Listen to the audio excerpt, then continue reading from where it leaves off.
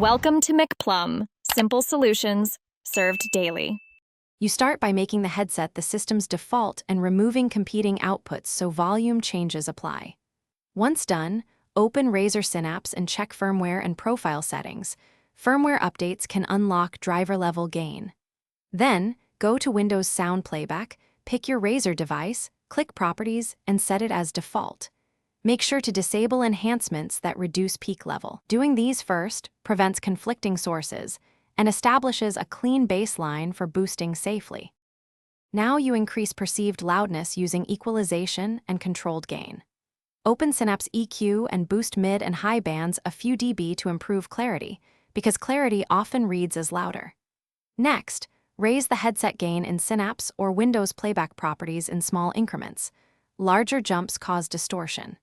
If available, enable loudness equalization in Windows to smooth peaks, but disable it if it compresses dynamics too much. Keep testing with familiar audio so you hear the effect immediately. Finish by verifying across sources and leaving headroom for peaks. Play voice and music tracks at typical listening levels. Aim for 70 to 90% system volume so transient peaks don't clip. If internal gain is still low, consider a USB DAC or inline amplifier. These raise clean output.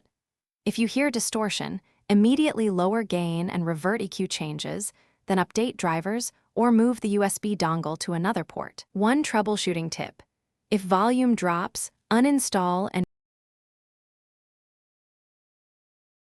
Thanks for watching. Stay juicy and subscribe.